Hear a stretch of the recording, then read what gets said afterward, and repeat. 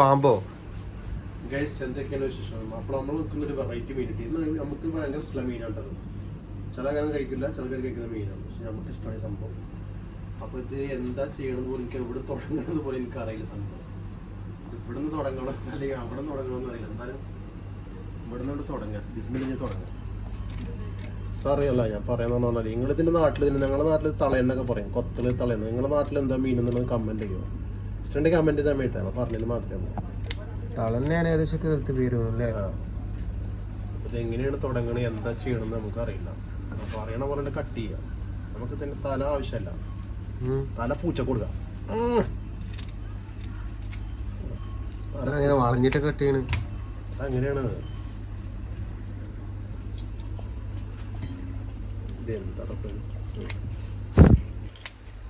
എന്തെല്ലാം മീനുകളെ ലോകത്ത് മനുഷ്യർക്ക് വേണ്ടിയിട്ട് എന്തെല്ലാം പഠിച്ചു. അപ്പോൾ ഇതിൻ്റെ മുകളിലൊരു ചുണ്ണാമ്പ് ഉണ്ടാവും, അത് കളയണം.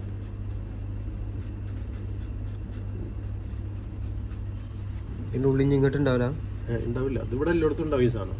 അല്ല ഉള്ളിത്തെ ക്ലീൻ ആക്കാൻ അത് അവിടെ വരെ ഉണ്ടാവുള്ളൂ. ഈ അവസാനം പണി കഴിക്കുന്നവര് ക്ലീനാക്കുക ഉണ്ടാവാൻ ചാൻസ് ഇല്ല. തുറന്നു നോക്കാം, എന്തെങ്കിലും ഉണ്ടാവും നോക്കാം.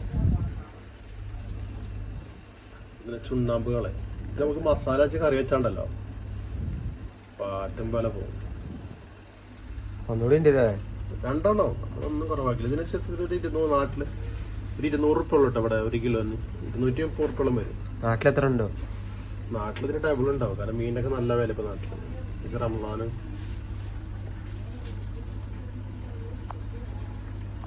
ഗൈസ്. അപ്പോൾ നമ്മൾ മീൻ നല്ല കഴുകി വൃത്തിയാക്കിയിട്ടുണ്ടല്ലോ, അടിപൊളിയാക്കിയിട്ടുണ്ട്. അപ്പം നമുക്കിതിലേക്ക് ഞാൻ ഫ്രൈ ചെയ്യാൻ വേണ്ടിയിട്ട് കുറച്ച് ഉപ്പിട്ട് കൊടുക്കുക, കുറച്ച് ഇഞ്ചി പേസ്റ്റ്, 1 സ്പൂൺ മുളക് ഇട്ടെടുക്കുക,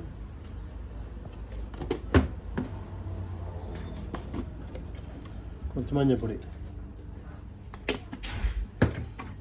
കുറച്ച് സുർക്ക പേരിന് മാത്രം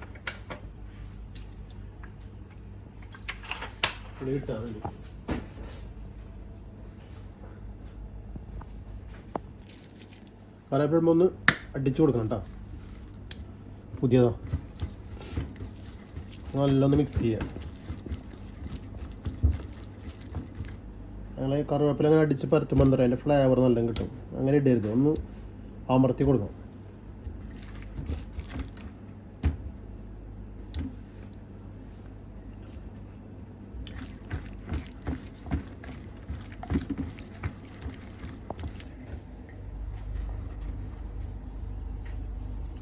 നമുക്ക് മസാല ആക്കിയിട്ട് ഒരു 15-20 മിനിറ്റ് ഒന്ന് റെസ്റ്റ് ചെയ്യാൻ വെക്കാം. Okay case. അപ്പോൾ നമ്മൾ മീനൊക്കെ മസാല ആക്കിയിട്ടുണ്ട്. അപ്പോൾ മീൻ വറക്കാണ്ട് കുറച്ച് ഓയിൽ ഒഴിക്കാം. അപ്പോൾ നമ്മളിവിടെ നല്ല മസാല വെച്ച കറി വെച്ചിട്ടുള്ളത്, മസാല തേങ്ങ മല്ലിപ്പൊടി മുളക് പൊടി ഒക്കെ ഇട്ടിട്ട് മിക്സാക്കി അടിച്ചിട്ടുണ്ട്. ഇതാ തിളച്ച് വരുന്ന മീൻ ഇട്ട് കൊടുക്കാനായിരിക്കണം. ഒന്ന് കൂറുകട്ടെ. അപ്പോൾ നമ്മൾ മീൻ അടിപൊളി മസാല ഒക്കെ അത്യാവശ്യം പിടിച്ചിട്ടുണ്ടാവും. അവിടെ പോയി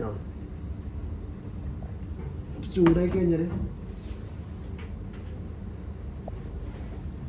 കറിവേപ്പിട്ട് എടുക്കുക. എന്നിട്ട് നമ്മൾ മീൻ അള്ളിക്കൂടുക.